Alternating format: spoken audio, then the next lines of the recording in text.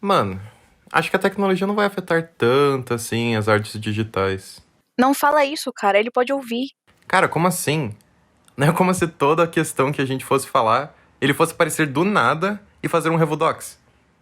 Mas ainda continuo achando que a tecnologia não vai afetar tanto assim as artes digitais, hein? Na verdade, vai sim. E muito mais do que você pensa. Ah, Ah, não, não, velho. velho. Mas para isso, deixa eu puxar aqui meu quadro negro, porque assim dá para explicar um pouquinho melhor. Assim como os computadores foram grandes ferramentas de evolução para as artes tradicionais, a inteligência artificial e o machine learning, que é a capacidade de aprendizado automático, está sendo também. E isso para mudar drasticamente o futuro de como trabalhamos e criamos arte. Mas acho que essa mudança não vai ser pro lado nem da Matrix e muito menos pro Exterminador do Futuro, então tipo, pode ficar tranquilo. Primeiro a gente precisa falar do papel dos robôs aqui. E pra gente entender justamente qual que é o papel artístico de quem cria essas produções. E para não piorar analisando um grupo todo de artistas e talvez preocupando eles, eu vou focar mais no trabalho do concept art. Você já parou para pensar o que faz um concept artist? Ele busca criar ideias, até mesmo desenvolvê-las um tema específico utilizando referências pré-determinadas. Ou às vezes é tipo Blue Sky, que é você criar em cima de uma ideia. Então o seu trabalho é muito mais sobre a mistura das ideias para criar um design funcional que busque sanar o problema de determinada obra. Seja ela animação, quadrinhos, jogos ou até mesmo grandes produções cinematográficas. Então o que me diz que um robô não pode pensar em soluções de design assim como um concept artist? Ah, cara, mas isso tá longe de ser aplicado. É um futuro que tá super distante da gente. Algo tipo carros voadores ou morar na lua. Pelo contrário, está mais perto do que eu e você podemos imaginar, pois essa tecnologia já é utilizada. Por exemplo, nesse Revodox que estão gravando agora, o meu áudio é arrumado e configurado por uma inteligência artificial. Mas esse trabalho não fica só necessariamente nessas produções, mas também na tecnologia espacial. Tanto que um dos satélites que a NASA está construindo teve seu design desenvolvido por uma inteligência artificial junto com uma equipe. Ela, além de buscar desenvolver as variações das aberturas, utilizou os princípios do origami apresentados pela equipe, para criar um dispositivo compacto e extremamente funcional, variando inúmeras formas até encontrar uma que seja viável financeiramente e estruturalmente. Mas, assim como a gente teve no início do surgimento do Photoshop no campo da manipulação das imagens, vem a questão do que é arte e como essa arte pode preocupar a gente. Será que a gente vai deixar de acreditar nas imagens? Bom, o deepfake já começa a mostrar um aspecto muito realista com a manipulação de rostos ou até mesmo áudios. E essa preocupação é sim realista, pois agora é mais fácil confundir nossos olhos. Mas também acredito que não. Porque assim como essa tecnologia evolui também o trabalho de quem cria e detecta a veracidade das imagens. Então, por mais que essa tecnologia de redes neurais se mostre preocupante pela possibilidade de criar imagens falsas, ela se mostra ao mesmo tempo inovadora, pois podemos melhorar tanto as técnicas de animação quanto recriar filmagens, sejam elas documentais, séries ou até só um meme muito engraçado. Então já está sendo usado para a arte, mas como isso pode se aplicar em produções de ilustrações? Simples, mas ao invés de falar disso, eu prefiro te mostrar o trabalho que a Nvidia tá fazendo. Sério, eles evoluíram muito a tecnologia das inteligências artificiais. Por exemplo, você já ouviu falar da Galgan?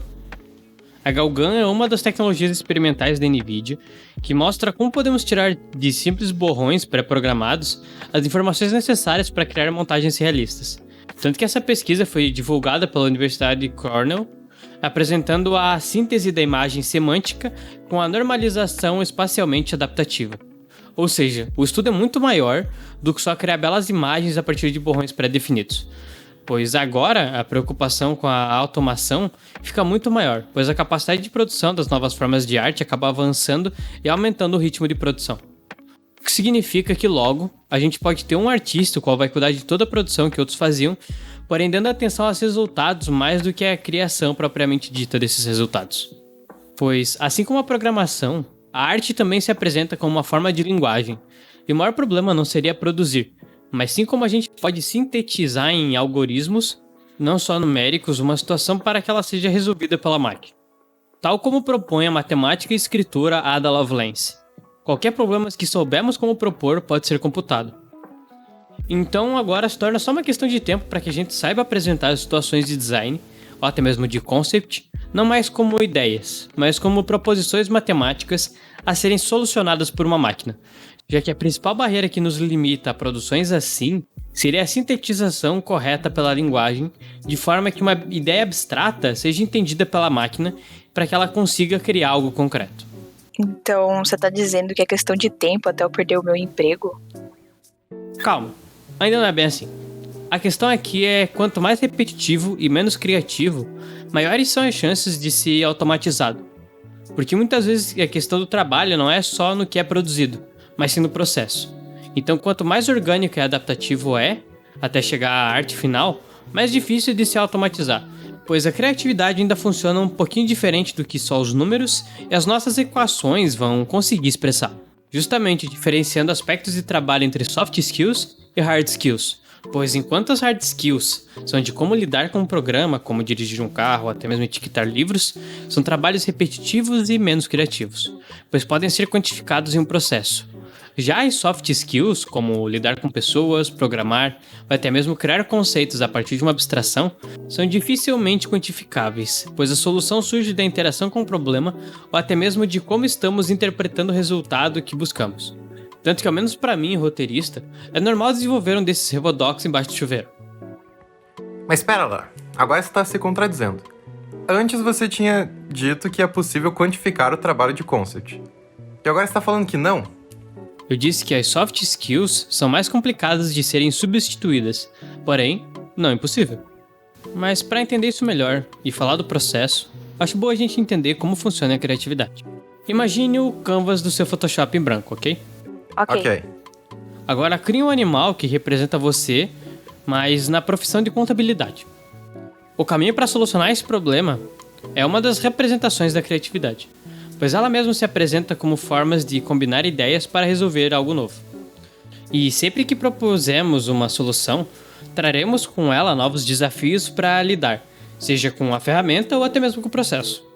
Porque a criatividade também é um processo que pode ser aplicado em diferentes casos. Porém, a leitura e as referências é que vão orientar as soluções que a gente pode encontrar. Então, se já sabemos o funcionamento de uma ferramenta, ou se estamos continuamente tentando desenvolver o processo, a criatividade acaba se desenvolvendo também. Mas, a princípio, para lidar com um problema ou situação, podemos buscar em 4 estágios esse processo da criatividade. Primeiro, a preparação. Quando encontramos o problema e utilizando o raciocínio lógico, buscamos a solução de maneira consciente, utilizando isso como você usa no processo de criação da arte ou quando você busca resolver algum problema cotidiano. 2. Incubação. Você desiste das soluções que já conhece e busca inovar, sendo que aqui essa fase pode durar minutos ou até mesmo anos. É aqui que a inovação começa a ficar mais orgânica, pois a resposta pode vir de experiências vividas em outros ramos ou até mesmo algo que você acabou criando na hora. Insight. Quando a provável resposta aparece aqui, temos muita ligação também com o 4º estágio, a verificação. Porque aqui a ideia é colocada à prova, e nesse processo de ver se ela funciona, percebemos também o porquê ela não está funcionando. Seja as cores, o resultado, ou a mistura que não encaixa muito bem, isso tudo centralizado na ideia inicial. Então, se afastar, por mais que a resposta não venha no momento, acaba sendo também umas formas de lidar com o vício de uma situação. Que de tanto trabalhar em cima disso, às vezes ficamos estressados e não lidamos mais com a produção eficiente das respostas para o problema. Algo que, no caso, uma máquina poderia superar essa limitação humana. Então, se a gente pode classificar a inteligência ou a criatividade por um processo, a forma que a gente pensa não é mais única? Não necessariamente, pois esse fator de ser único é uma visão de que essa consciência não pode existir de outras formas. Porém, ela pode existir sim, mas em diferentes graus das que temos. Mas o que define a consciência? E o que torna o que a gente tem tão especial? Bom, quando eu estava na faculdade, eu apresentei um artigo que tentava explicar isso um pouquinho melhor. Pois, como demonstra o teste de Turing, para nos enganar e imitar uma consciência não precisa de muito. Pois, assim como apresenta o Dr. Joseph Weizenbaum em seu trabalho com o programa Doctor, por mais que os pacientes testes estivessem cientes que era uma máquina conversando com eles, por mais que com respostas vagas, alguns realmente apresentaram melhoras. Sendo assim, a consciência da máquina não precisa necessariamente existir no mesmo nível que o nosso, mas sim realizar as conexões para que consiga emular respostas necessárias. assim como nós realizamos no processo criativo que eu comentei anteriormente. Pensar e ter consciência não quer dizer que somos especiais, mas sim que temos a noção da totalidade e da autopercepção como indivíduos, podendo racionalizar nossa própria existência. Então você está dizendo que, com tudo isso, que sim podemos ser substituídos em um futuro próximo por uma máquina funcional e que nem precisava necessariamente pensar, mas imitar o processo criativo buscando determinados resultados que sejam quantificados por fórmulas matemáticas? Quê? É um bom resumo da minha argumentação. Acredito que sim, mas a conversa é muito mais complexa do que tudo isso. Porque aqui o ponto não é sobre como pensar ou descrever o processo ou a arte, mas sim como vamos classificar ainda a arte como arte. Se racionalizarmos ela e se ao deixarmos de lado os aspectos subjetivos de uma produção, ela ainda vai ter a mesma valorização artística que as outras obras do gênero também têm. Tanto que o seriado Deuses Americanos, de Neil Gaiman, apresenta bem a questão. Quando um jovem programador identifica as notas mais usadas por um compositor e escreve um programa para recriar sonatas a partir de sons pré-definidos e tempos demarcados. Porém, como ele mesmo apresenta para tornar a música humana, ainda precisa de falhas. Algo que, ao quantificar isso, todo o processo, no caso, a gente pode acabar deixando de lado. As obras são humanas porque nós, em todas as nossas falhas, as produzimos. Eu acredito que se tivéssemos colocado um robô para pintar os girassóis no lugar de Van Gogh, não teríamos essa bela tela hoje, pois a interpretação do mundo à nossa volta vai mudar também de acordo com o nosso estado mental. No caso dele, como os remédios que tomava, uma das consequências era o destaque da interpretação da cor amarela. Os girassóis ficavam mais vívidos. Algo que, por mais que tentássemos programar a máquina, ainda apresentaria dificuldades em reproduzir, pois tão difícil quanto racionalizar um sentimentalismo intrínseco ao ser, que se encontra representado em uma tela, é difícil quantificar experiências humanas, em elucubrações matemáticas ou até mesmo simples linhas de código. Então, respondendo a sua pergunta, é por isso que eu acho que as tecnologias, na verdade, já estão mudando e muito as artes digitais.